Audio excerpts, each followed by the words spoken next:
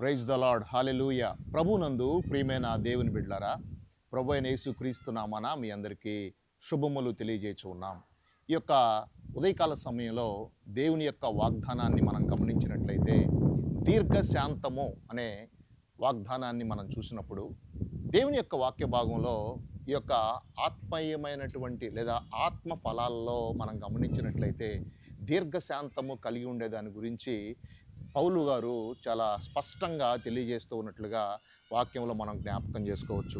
పరిశుద్ధ గ్రంథంలో మనం చూసినప్పుడు శ్రమలయందు ఓర్పు కలిగి దీర్ఘశాంతాన్ని ప్రదర్శించవలసినటువంటి ఆవశ్యకత ఎంతైనా ఉన్నది. దీర్ఘశాంతము అంటే శ్రమలు వచ్చినప్పుడు దానికి భిన్నమైనటువంటి శాంతాన్ని ప్రదర్శించటం, ఇబ్బంది వచ్చినప్పుడు దానికి అనుగుణమైనటువంటి క్రియను మనము చూపించకుండా దానిని మనము భిన్నమైనటువంటి పరిస్థితుల్లో చూపించటము, లేదా దీర్ఘశాంతమును కలిగి ఉండటము, సమాధానాన్ని కలిగి ఉండటము, ఏదైనా సరే కష్టానికి వెంటనే రిఫ్లెక్ట్ అవ్వకుండా దీర్ఘశాంతాన్ని కనపరచటము అనే దాని గురించి ఈ ఉదయకాల సమయంలో మనము జ్ఞాపకం చేసుకుంటూ ఉన్నాం. పౌలు గారి జీవితంలో మనం చూసినప్పుడు ఎన్నో రకాలైనటువంటి శ్రమలు, ఆయన సేవా జీవితంలో ఎన్నో శ్రమలను పౌలు గారు చూశారు. ఎంతో కష్టపడ్డాడు, ఎంతోమందికి సువార్తను ప్రకటించాడు. 3 మిషనరీ జర్నీలను పౌలు గారు చేశారు. చాలామందిని ఓదార్చాడు, చాలా సంఘాలు కట్టాడు, చాలామందికి బాప్తిసం ఇచ్చాడు. ఆయన దేవుని యొక్క వాక్యాన్ని సుస్పష్టంగా ఎన్నో వేల మందికి ప్రచురించినట్లుగా వాక్య భాగంలో మనం జ్ఞాపకం చేసుకోవచ్చు. కాబట్టి నా ప్రియ సహోదరి సహోదరులారా, దీర్ఘశాంతము కలిగి ఉండవలసినటువంటి ఆవశ్యకత ఎంతైనా ఉన్నదని వాక్య భాగంలో మనం చూస్తూ ఉన్నాం. అంతేగాక దేవుడు కూడా మన ఎడల దీర్ఘశాంతాన్ని కనబరుస్తున్నట్లుగా 2వ పేతురు పత్రిక 3వ అధ్యాయము 9వ వచనంలో, దేవుడు మీ ఎడల దీర్ఘశాంతము గలవాడై ఉన్నాడు.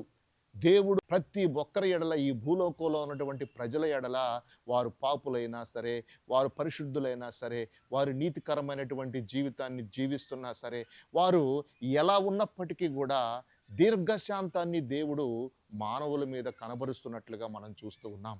కాబట్టి ఆ యొక్క దీర్ఘశాంతము క్రైస్తవులైనటువంటి మనందరము కూడా కలిగి ఉండాలి అని వాక్యంలో జ్ఞాపకం చేసుకుంటూ ఉన్నాం. కాబట్టి దేవుడు ఈ ఉదయకాల సమయంలో మీ యొక్క కష్టాలను బట్టి, శ్రమలను బట్టి వెంటనే రియాక్ట్ అయిపోయి ఆ శ్రమల ద్వారా వచ్చేటటువంటి ఫలితాన్ని మీరు అనుభవించకుండా ఉండటానికి దేవుడే దీర్ఘశాంతము అనేటువంటి దానిని క్రైస్తవులైనటువంటి మీ అందరికీ కూడా దేవుడు దయచేయాలని ఈ ఉదయకాలపు ప్రార్థన ఉన్నది. కాబట్టి మీ కొరకు ప్రార్థన చేస్తాను.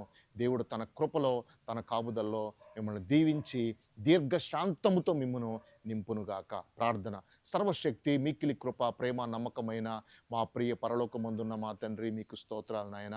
ప్రభువా నా తండ్రి, దీర్ఘశాంతము కలిగినటువంటి జీవితాన్ని మీ బిడ్డలకు మీరు అనుగ్రహించమని కోరుకుంటూ ఉన్నాము. సహాయం చేయండి ప్రభువా. వారి అక్కరతల అవసరతలన్నీ తీర్చండి ప్రభువా.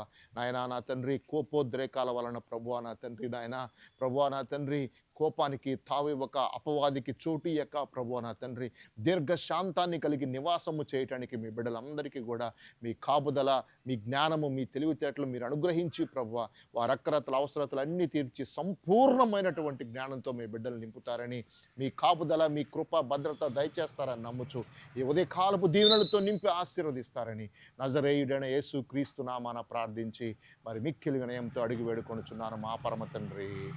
ఆమేన్. Amen. Amen. God bless you. దేవుడు మిమ్మల్ని దీవించి ఆశీర్వదించును గాక.